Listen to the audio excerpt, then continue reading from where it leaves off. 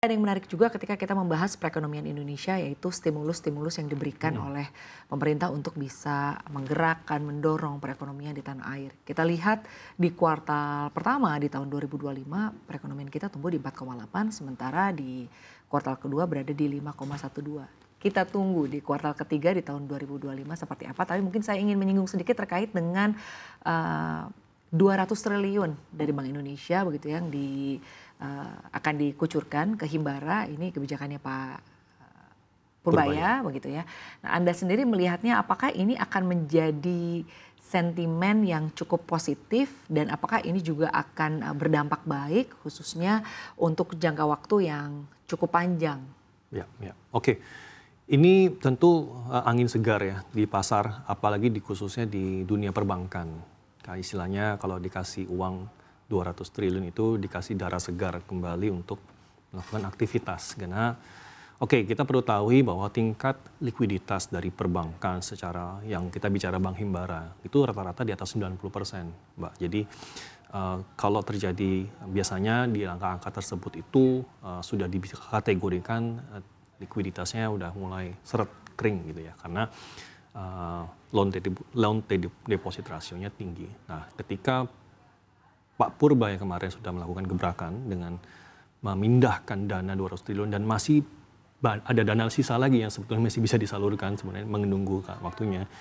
Saya pikir itu menjadikan sentimen yang sangat positif, terutama kita bicara jangka pendek, karena memang perbankan ini kalau dikasih uang dan ini kan udah klausulnya udah jelas, ini kan short term deposit, suku bunganya pun sekitar 4%, kemudian harus wajib disalurkan ke private atau consumption. Jadi nggak boleh diinvestasikan ke obligasi negara lagi gitu kan. Kalau bank dapat modal 4% terus dia investasi 6% ya udah langsung untung kan. Tapi sebenarnya nggak boleh. Jadi itu jelas dilarang dan saya pikir ini hal yang positif untuk jangka pendek di sektor perbankan. Nah, jadi kalau kita melihat secara umum, ketika angka istilahnya tuh money supply atau M2 itu meningkat, biasanya suku bunga turun dari sisi deposito dan dari sisi peminjam. Loan rate itu juga akan yield-nya turun dan sehingga diharapkan ada stimulus untuk orang untuk meminjam dengan suku bunga yang lebih rendah. Nah, ini saya bicara dari money supply, tapi kita harus melihat sisi dari satu yang lainnya, yaitu adalah money demand-nya. Ketika terjadi money supply tapi nggak ada yang demand, nggak ada yang pinjam, ini kan sama aja bohong ya. Jadi harus ada stimulus untuk gimana orang confident. Misalnya saya pengusaha, saya pengen pinjam ke bank, tapi saya skeptis nih dengan kondisi perekonomian. Mendingan saya simpen duit aja deh, saya nggak jadi ekspansi. Nah, itu kan hal-hal seperti ini kan kompleks. Nggak cuma tugasnya Menteri Keuangan, ini tugasnya negara, bahasa saya bilang.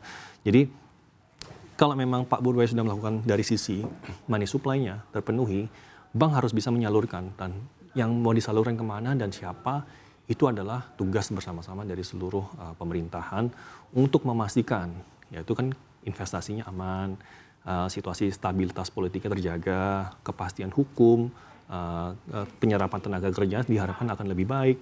Jadi kalau itu jalan semua dan ada supply dan ada demand, saya pikir ini hal yang sangat-sangat positif untuk jangka panjang. Jadi kita perlu tahu bahwa yang kita lakukan sekarang ini dari gebrakan Pak Purbaya itu cukup fantastis. Memang pendekatan yang berbeda dari Ibu Sri Mulyani zaman dulu, tapi saya perlu lihat bahwa apakah demand-nya mungkin yang demand-nya sekarang harus diperhatikan ya. Apakah ada dan bagaimana bank itu bisa menyalurkan dengan efektif ke masyarakat, ke private investment, itu harus. Jangan sampai juga kredit macet gitu ya. Betul sekali, itu juga harus diperhatikan aset quality-nya, jangan sampai nggak tahu mesti pinjam kemana, akhirnya dipinjemin ke perusahaan yang nggak capable, akhirnya jadi bad debt, jadi quality problem nanti ke depan. Baik, tapi bukan hanya terkait dengan kebijakan yang dikeluarkan oleh Pak Purbaya begitu ya, tapi juga ada stimulus-stimulus ekonomi lain yang juga diharapkan mampu mendorong perekonomian gitu, seperti misalnya stimulus diskon pajak. Nah, bagaimana Anda melihat ini? Ya, ini kan baru diumumkan ya, saya juga mesti melihat kembali bagaimana efeknya. Saya pikir ada beberapa yang menarik, misalnya yang tadinya PPN 21 itu diperlakukan untuk industri padat karya, ternyata sekarang diperlakukan untuk hotel dan restoran yang cukup comply dalam hari ini selama ini membayar pajak gitu kan. Dan saya pikir ya perlu pertimbangan, perlu observasi lebih lanjut apakah stimulus ini akan bisa memberikan efeknya secara bagus dalam jangka pendek, saya pikir pemerintah harus nih, karena gimana pun juga mereka harus mendorong pertumbuhan ekonomi agar tercapai target yang bagus, dan itu perlu stimulus dari sisi fiskal. Fiskal ini bisa dibicarakan ya tadi pemotongan pajak, insentif terhadap semuanya, tapi saya pikir juga nggak cuma dari situ, harus dari sisi dari semua aspek, nggak cuma dari investmentnya saja. Tapi kita kalau melihat zamannya Pak SBY, zaman dulu tuh yang maju adalah private investor. Zamannya Pak Jokowi yang sangat bertumbuh itu adalah government spending. Jadi saya juga mesti melihat bahwa government spending ini hal yang penting dilakukan di second half ini. Apalagi ini udah menjelang akhir dari kuartal ketiga, tinggal sisanya kuartal keempat. Saya pikir anggaran pagu 2025 kan 3.500 triliun untuk government spending. Di first half itu baru diumumkan 1.500 triliun. Berarti masih ada 2.000 triliun yang akan di-spend di second half. Nah kalau saya belum track sampai sekarang, tapi saya asumsi 2.000 triliun yang akan diserap di second half. Saya pikir itu Pak Purbaya kemarin juga memberikan statement yang cukup lumayan komprehensif ya di DPR, bahwa beliau akan menyisir semua kementerian yang penyerapan anggarannya lambat gitu kan. Ini saya pikir ya memang salah satu kunci utama untuk mendorong pertumbuhan ekonomi memang harus dari government spending juga. Kalau government nggak spending ya nggak ada money demand yang tadi kita bilang. Jadi dari investment harus dijaga dan dari sisi government spending harus kayak belanja pemerintah juga akan menjadi isu begitu ya.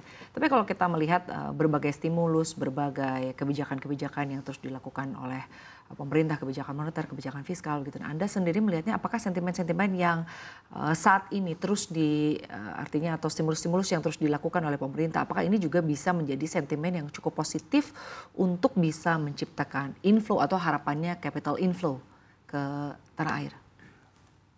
Kalau capital inflow kita bicara dari sisi global. Kalau kita melihat global, kalau suku bunga seluruh dunia turun, saya pikir adalah spillover ke emerging countries seperti Indonesia.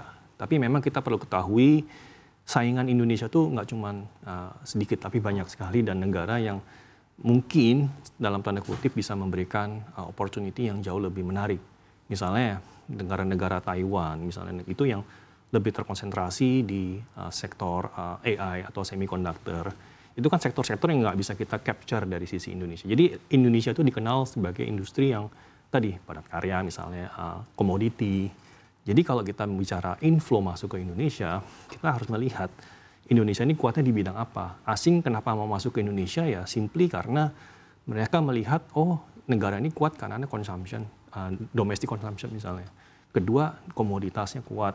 Jadi pasti sektor yang dituju nggak akan jauh berbeda dari sektor yang benefit dari keunggulan dari Indonesia tersebut. Jadi kalau kita dibandingin dengan negara lain, ya susah gitu. Mungkin ada negara lain yang jauh lebih canggih di teknologi. Mereka akan masuk ke sektor teknologi di negara itu, bukan ke Indonesia lagi. Jadi kita perlu memetakan kalau dari sisi investor global, mana yang lebih cocok buat Indonesia, mereka akan masuk gitu.